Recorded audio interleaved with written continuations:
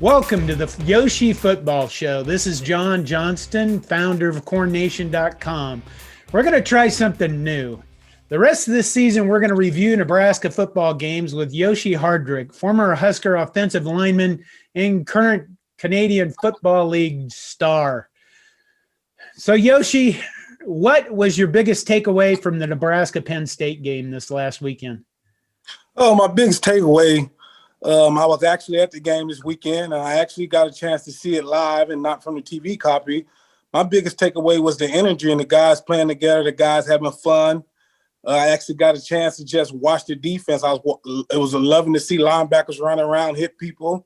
I loved that the DBs came up and got in the face of the receivers a little bit more. I haven't seen the TV copy, but the outside zone or the mid zone to Wandale looked great to me. So that means the O-lineman was getting to the second level. So it's a lot of things that stood out to me as far as being a football player and as far as knowing how certain things work. There's no way those 6 to 8 yard runs happen on outside zone without the big guys getting to the second level. So what was your, being an offensive lineman, I mean, Nebraskans love offensive linemen. What was your impression overall of the offensive line? It came down to a game of who's going to win the trenches. And I think if you look at it, McCaffrey had a lot of yards rushing. Wandale had some.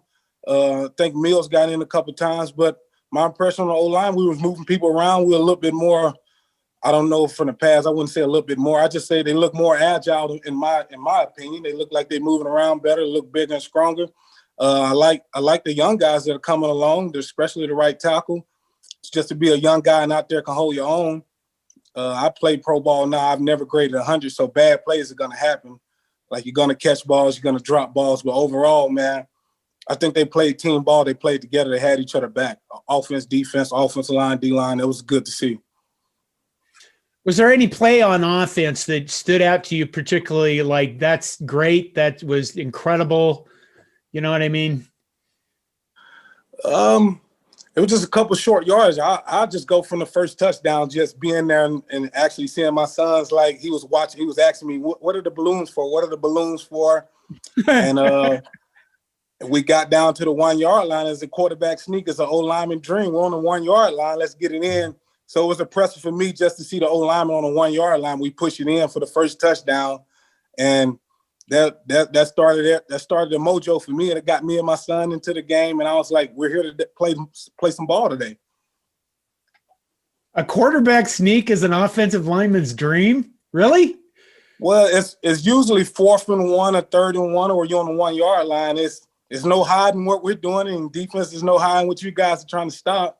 So it comes down to who wants it more. So those are the plays that you remember later in the season, or when you meet with guys 10 years later. Man, do you remember that big goal line package we did against Iowa the first year of the Hero game, or how we got in 2 and 3 tight end and just ran the ball all night for short yardage? So those are plays that you bring up when you're hanging out later. Really? Well, I guess it's a chance to not have the skill guys get all the glory, right? Well, it's just something we really take pride in. You really want to protect. You really want to run the ball. And you don't get a lot of 4th and 1 and 3rd and 1s throughout a season. So you maybe get 10 and missing 1 or 2 3rd and 4th and 1 could be critical to a season. You don't know what play would turn the game. So those are critical plays, especially when you're on the 1 yard line. Fair enough. So would you like to say anything about any offensive lineman? Did somebody stand out to you? I really didn't key in on nobody, and I want to be fair to everyone. I want to watch a little bit more. I will get more into it within the next couple of weeks. This game, I was at the X game. Over the next couple of weeks, I'll start watching the game from a different perspective and start writing notes and start having a little bit more. But I've been in the CFL the last couple of years, and my season was finally canceled. I was finally able to see a game. But just far as I don't have a name and a number of guys, I just know the creases was there, and we had time when we needed it, and it looked like Powell's was moving. For as far as the offensive lineman, that's what you want. Okay, in the first half, Nebraska had a healthy lead, 27-6. In the second half, we only scored 3 points. The offense looked like they went ultra conservative. They kept running Wan'Dale Robinson. It looked like the same plays to me from a layperson's perspective. What do you think of the second half? As far as second half, I give a lot of kudos to the defense. They had the offense back. I wish the offense would have got a little bit more out of it. Like you said, it could have been a little bit more conservative, but, we're not the offensive coordinator. Just from my perspective, playing video games, you want to push it down to the pedal. You want to score. You want to scratch the ball a little bit more. But I think we did the right thing. I think we was being a little bit more conservative with the new quarterback we had in. We was trying to run it a little bit more. Don't put too much on his plate. I think we did a great job of getting the win, staying conservative, at least trying to move the ball to flip field positions. Trying to get a couple first downs in the punt is big in a game when it's a lot more running going on. Only scored 3. I mean, when you watch these games, I at the end of this game, right, and Penn State's marching down the field, and I guess toward the end of the game, they kept throwing the ball over and over and over after being able to run the ball successfully against us. I kept thinking, why aren't they just running the ball down our throats? But they kept trying to take these shots at the end zone. I don't understand their play calling. Sometimes I don't understand ours, but I will say one thing that I was I had this doomsday kind of, oh my God, we're going to lose on a pass play into the end zone. When you're watching this, do you get that keyed up about the games? Yes, I do get that keyed up, and I'm always a little too nervous. I'm actually kind of ashamed to admit this. Every time the quarterback drop back or the ball goes 20 or 30 yards downfield, it's always like a hold your breath moment. So that happens to me, and at the end of the game, they was chunking it all up just from the previous games. It was nice to see our DBs a little bit more. We didn't give as much cushion, so I wasn't as worried as I would be in the past. It was good to see 7 and 5 get in a receiver's face and not just let them run 15 yards and things, just from my perspective. So, yes, I get nervous, and I was just like you, man. This cannot happen, man. We can't lose this one from a pass play.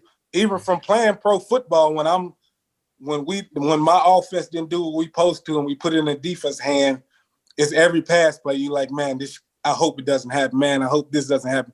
Just someone make a play, someone bail us out, and it's just a part of the game, I think. Give us an overall impression of the defense. I mean, you brought up the defense. What'd you think? Just from being at the game, I saw the linebackers flying around. I saw a number of guys that were coming in and out just from being at the game, seeing the sideline, seeing guys running in and out. Saw a number of D linemen, number of linebackers coming in and out. And I saw guys making plays. 13 was running around, 28 was running around, 31 made a lot of plays in the run game. And you could see at the end of the game, 95 made a big play to end the game. But you probably don't see the sacks, but they had constant pressure all night. From my perspective, you probably not the big pressure, but it's enough to make a quarterback get off his spot, and that's all you need. And when the game came down to it, the defense made the play, and I'm proud of the defense, man. They had the offense back and made team ball, and they probably were one of the main factors who won this game. Have you ever been on a team that's gone like 0-3, and then you go to 0-4? Have to think about it. I know I was in the arena, and that was a bad year. It was 18 games. I think we won 3, so it might have started that way. I know we went months without winning, and it's hard to come to work. It's hard to stay motivated. It's hard to come to work and look everyone in the face and try to have a good mood when we're all out there doing bad and we're not doing that. But you can just see from the social media from the Huskers, it was a whole different mindset. Guys were positive. Guys were upbeat. I love the coaching staff, what they got going. I love the sprint coach. I saw something on Taylor Martinez, how he talked to the team before the game. It was just a different feel from a team that was 0-2 or 0-3. And I was proud to see the guys come out that way. I was so happy to see Frost come back in from the win and jump in the crowd. And all that gives me chills. That makes me happy. The kids are happy. And I know the Husker fans are happy. We won. Everyone feels the same way. It's a lot easier to take a game after a win than a loss. Do you have any sympathy whatsoever for Penn State? They're 0-4. Man, just being a football fan, I don't wish that on any club because I got a season coming up, so I wouldn't wish that on any club. And I just hope they can turn it around. Man, I just want everyone to be competitive, man. We're in a tough league, and it could be us. That's all I'm gonna say, and it's not. So I'm happy it's not us. All right. Is there anything else you want to add that I didn't ask you? No, I'm excited to see Seven grow at quarterback. I'm excited to see the defense keep playing hard.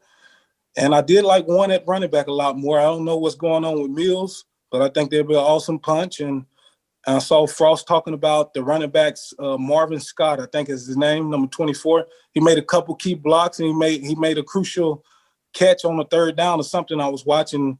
And that's good when you see young guys promise. You just see all kind of team ball being played, and just everything I remember has been a Husky. It feels like a family. It looked like a family. It sounded like a family being at the game, and I'm just happy.